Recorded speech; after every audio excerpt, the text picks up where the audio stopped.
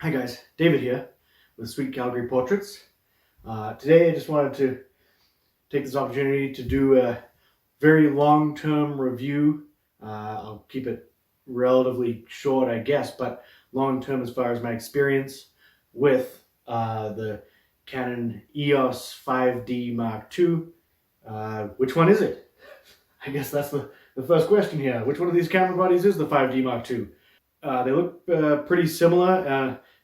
So anyway, this is actually the old EOS 3 a film camera. When I first picked up the 5D Mark II, that was my first impression. Picking it up was just everything felt familiar because a lot of it was very similar to what's on the old EOS 3. So this one came out in around 1998, if I remember correctly, and the 5D Mark II came out around Christmas 2008.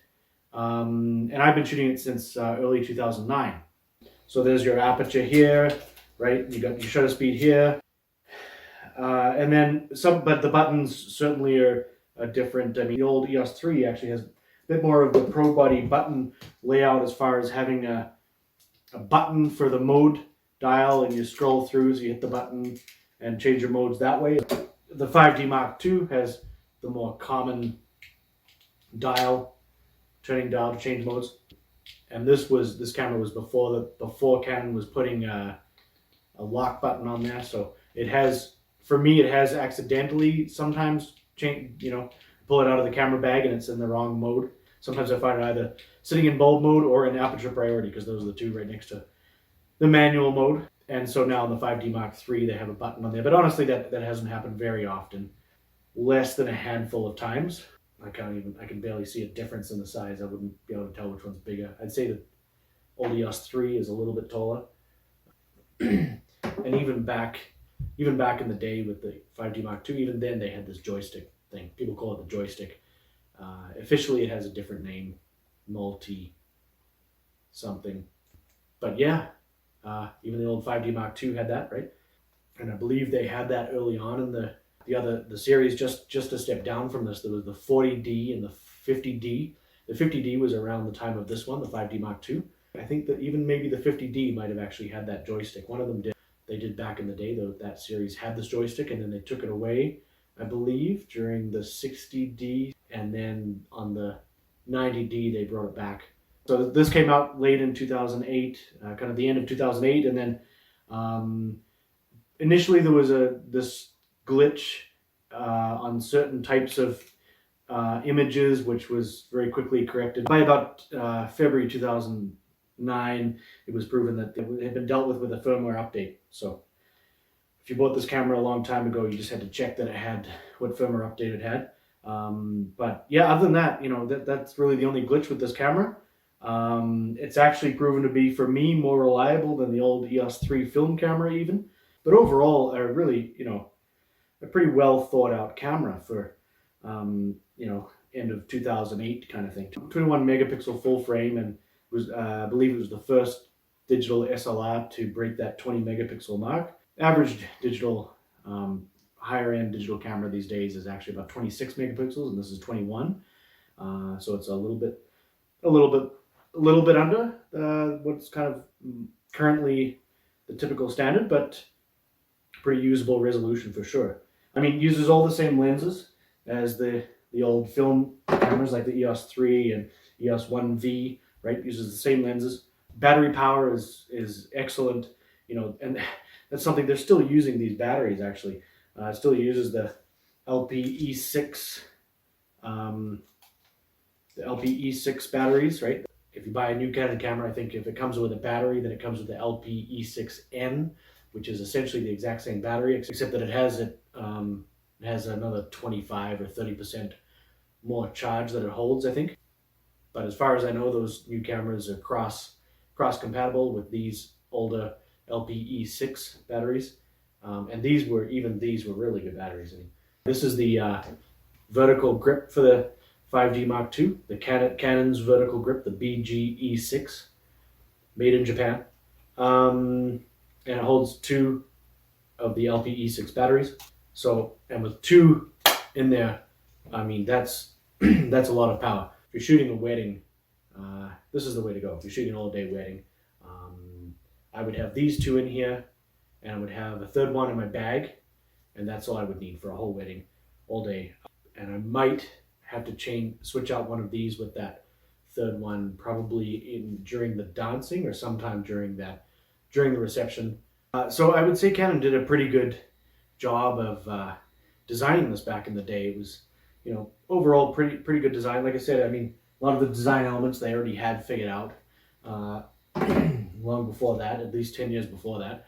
But some of them, as far as all the digital stuff, they had it pretty well figured out back in, Christmas 2008 kind of thing.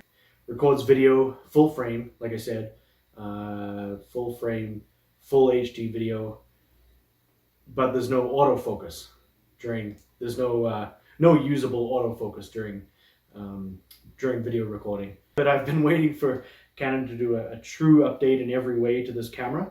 And here we are in the year 2020, and I'm still waiting. That now they're definitely they've had some updates on this camera, especially the autofocus system for sure. So I don't want to understate that. Even the 5D Mark III, the one that came out after this, had a much better autofocus system. That was a nicer. It's generally a nicer camera to use. Just has some nicer features in it. And the 5D Mark IV was another big upgrade on that. But this was the first SLR to have full frame, full sensor width, good quality, full HD video, so 1920 by 1080, and that was one of the big highlights of it at the time.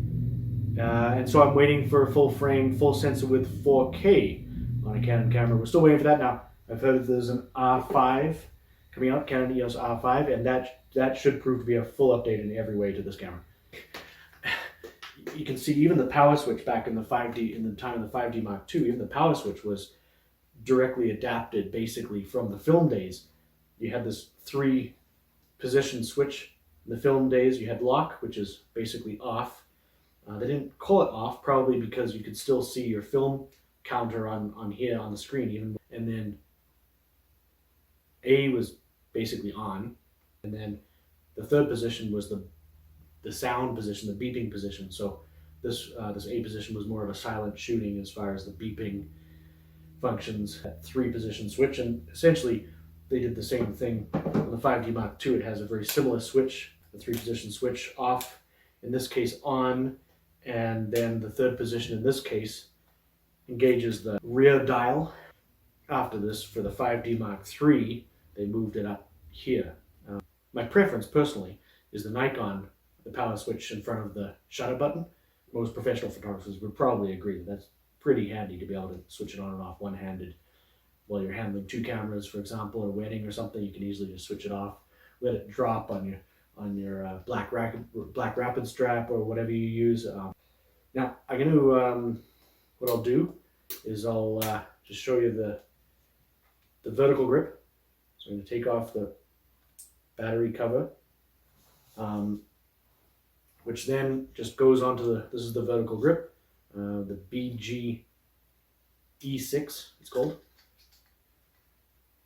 which holds 2 LP E6 batteries. Just going to tuck that little battery compartment in there. Just going to make sure everything's off here. As far as weather sealing, I've had shot this in the rain, and I've shot this in Vancouver, and haven't had any issues with the weather sealing myself. If you inspect the weather sealing very closely, you'll see that it doesn't look that rugged. It doesn't look that amazing. It probably looks like it has weaknesses, but I've never actually had any issues with weather sealing myself on this camera. This lens, I've had water on the Canon on the lens mount just because of this lens, which is not weather sealed. But as long as I was using a weather sealed lens, I haven't had any water breaching into the camera at all. Now on the old EOS 3, you'd have this flap over here for a couple of buttons, a custom function button and a battery indicator button, and it looks like a bracketing function. On the 5D Mark II, we again have a flap here. This is the card slot. So there's only the single CF card or compact flash card.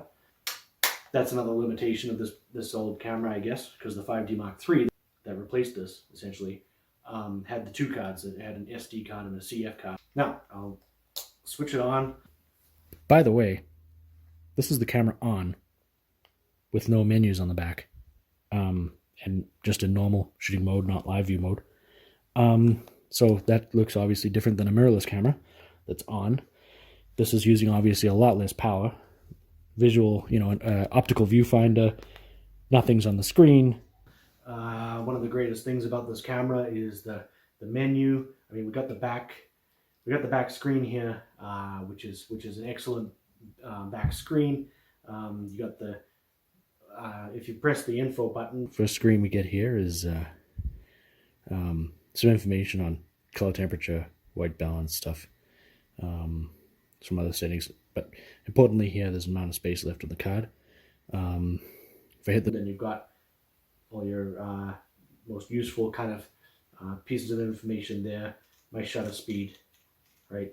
My aperture, the focus mode that I'm in, the battery indicator, number of shots left. Now, if you're used to modern cameras, you might try to go, I believe touchscreens already existed on cell phones for sure, but not on Dslr cameras yet. So, I just hit the white balance button and I can scroll through my different, there's my metering here, that wheel, with this wheel, my white balance. So you can change those really on the fly. Now if I hit the buttons on the top here, I can change my ISO, and you can see the ISO changing here. If I was going to change exposure flash exposure compensation here, I would be doing that with the other wheel. And then of course autofocus drive. Here's now I'm changing the drive mode, single shot, continuous shooting. So that's rapid fire. I call it rapid fire. So single shot, rapid fire there. 10-second timer, and then for some reason the 2-second timer is over here, even though 10-second timer is there. I always felt like those should probably be the other way around. Now I'll use this the shutter speed kind of dial, the top dial, to change between the focus modes, one shot, AI focus, or AI servo. This is kind of the more automatic one where it picks between these two. That, as far as I understand, that's basically what that is. AI focus is picking between the two other ones.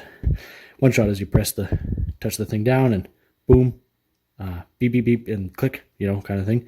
And the other one, AI servo, is more like you're tracking a moving subject. So if you're shooting a triathlon or something, ISO looks like I put it down to L. By the way, that's low, ISO low. That means 50 ISO. I don't know why they don't just call it 50. This goes all the way up 6400. Anything beyond that's kind of irrelevant because it looks so crappy. But generally what I find, 3200 is kind of the highest I ever usually go, both for video and for stills. And even then for stills, I'm pretty much going to be switching that image into black and white. So the bottom one here is white balance. So there's the auto, and then all these other ones: daylight, shade, cloudy, tungsten, white fluorescent, flash, custom, and Kelvin. So that's the color temperature there. So custom, that's where you basically take a photo of, you hold up a white sheet or a gray sheet and you take a photo of that, and then you use that information to apply to your custom white balance.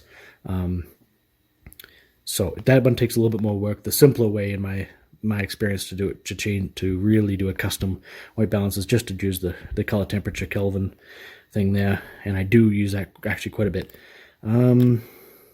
And then auto white balance I use a lot, obviously, and probably most people use that most of the time. Like I said, that's when you press the info button. So it goes between off, this information, which mostly you're probably just looking at how many gigs you have left on your card there, and how many photos you can take. 3,365 photos in this case I can still take. I've got 98.3 gigs left on this card. One thing I should have mentioned is that on this menu, down there it says the quick pad thing, but so it's referring to actually this. If I press this, the joystick thing, if I press it in, now I can move with the joystick around. There's our very simple 9-point autofocus thing selected, and by the way, if I go on that, and now you can see I'm changing the autofocus point. You can kind of see it on there. you can see it through the viewfinder too. So now,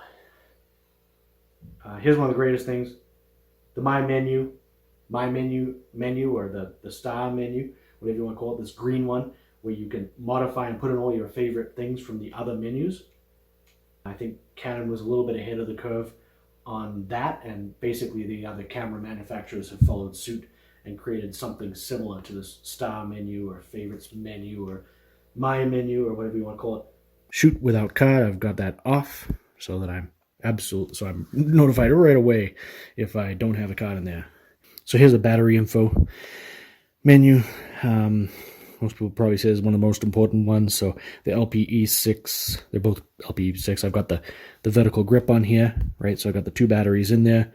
The one on the left has 65% left, and the one on the right has also 65% left, actually. The green bars here show the battery performance. So basically that gives me some kind of indication how much longer the battery is actually going to last in the long run. So that's pretty handy to know. This one's still basically a top-notch battery, which I've owned that battery for a long time, so it's pretty awesome that it's still that good. This one's down a little bit. So then going through here, quality, I'm on just RAW right now, full-size RAW, the 21 megapixel RAW. Exposure compensation, this is where I would set in my, if I was going to do bracketing. Because I've got my mode set to manual, I can't, there's no relevance to going up and down, but you can do bracketing here, and that's where I'm just going this for. So on this camera, I can only take 3 bracketed shots, the darker, the medium, and the light. On the 5D Mark III, the camera that replaced this, I believe it was 5. I believe it was 5 shots you could take on that one for the bracketing. This one, it's only 3, and you can only go basically plus or minus the 2 stops. If I was in a different mode, let's go to aperture priority here. So now that I'm in aperture priority mode, or basically any mode except for manual, probably like aperture priority, I can do shutter priority. I don't know about the full auto mode. I could try that in a second. I never use that. But anyway, now I can move this whole thing up and down, right? So I can go as far as that. So now the middle one is, 2 stops overexposed, I guess, and the highest one is up to about 4 stops overexposed, that kind of thing, right? So that was bracketed. That was the bracketed exposure. And for sure, I use that quite a bit. If you do any real estate photography, for sure, you will use that all the time, basically. And you could absolutely use this camera for real estate photography. It's actually pretty good for that. Because you have no second card slot and you have no wireless options to connect with your phone, you really don't have a backup if something goes wrong with your card during a shoot. So there is no backup on this. That's the only limitation I see as far as real estate photography here. Color space. This is probably important. So we got Adobe RGB and sRGB. And screens and anything online, anything on the web, you're going to use sRGB. Adobe RGB, I believe, is probably the better one for printing. So there's an important thing to probably look into there. Auto power off after 4 minutes. Let's see what our options are. Quite a bit of options, including off. So I can leave it so that it doesn't ever power off. It's only an SLR. It's not a mirrorless camera anyway, so it doesn't make a big difference whether it's on or off. Basically, it doesn't use a lot of power because it's an SLR. Especially if you just don't have anything showing on the screen, right? You're just using the viewfinder. It's more important for a mirrorless camera, I would say. Movie record size. 1920 by 1080. These are our options here. 1920 by 1080 at 30 frames per second. 1920 by 1080 at 24 frames per second. And a ridiculously low 640 by 480 at 30 frames per second. So pretty limited. What I did want to say, the autofocus is the one thing that actually really is limited on this. In fact, the autofocus on this old EOS 3 was much more advanced than what they put into the 5D Mark II. That 9-point autofocus system versus, I think this was 61 points or something. This even had one of the greatest things ever in any camera was the eye control. You could calibrate it to your eye, so you look at the subject you want to look on, and it focuses on that subject. This was amazing for that. So I'm still waiting for them to put that onto a digital camera, because that was amazing. Some people I believe it didn't work for, and some people kind of swear by it. It was just amazing on the EOS 3. So like I said, 10 years before this camera. Something else it doesn't have, there is no Wi-Fi. If you go into the menus here, you won't find a Wi-Fi option. You won't find a Bluetooth option. None of that wireless stuff was on here. So you can't just set this up with the Canon Connect camera app and have the photos being copied wirelessly to your phone. You can't do that. I didn't mention flashes. So this is one of the best things that Canon ever invented, and basically other companies have basically followed suit now and created something similar.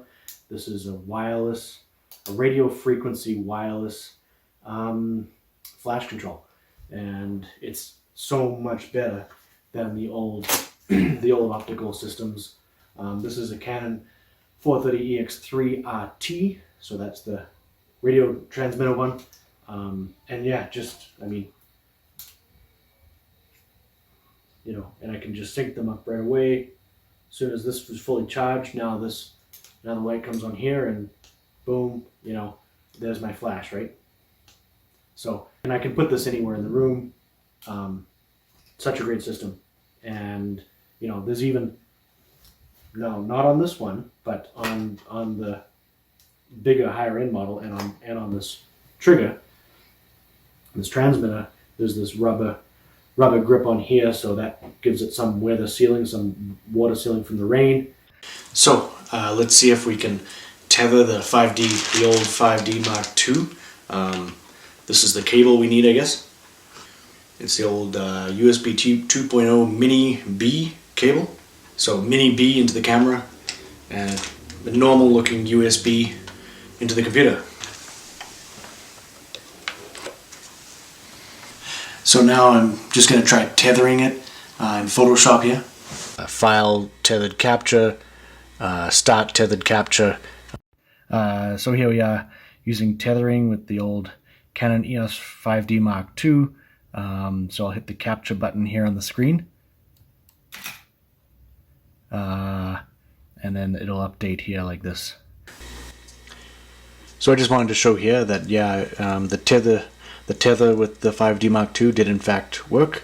By the way, if you have a wireless mouse, you can kind of just trigger it from anywhere, right? You just leave the cursor sitting on the capture button on Lightroom, and you can just fire from anywhere. But it's not really a live view type screen at least in the case of Lightroom. It just shows the image after you've captured it.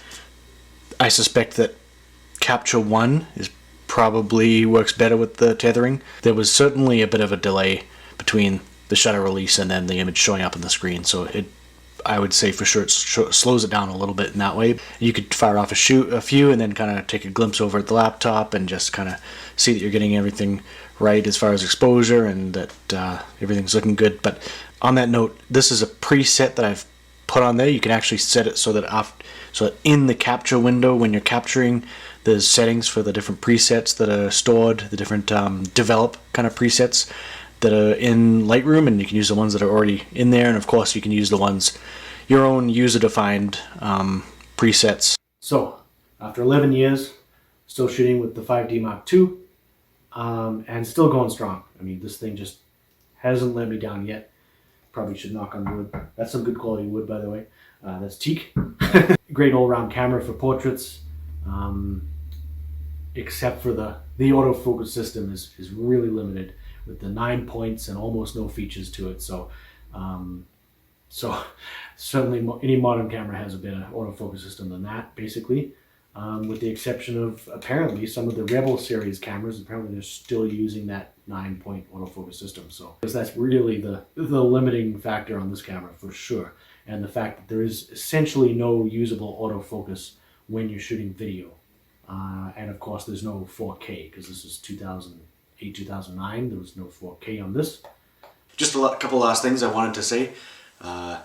So now in the year 2020, in Canada, you should be able to pick up potentially a used 5D Mark II for $1,000 or even under $1,000.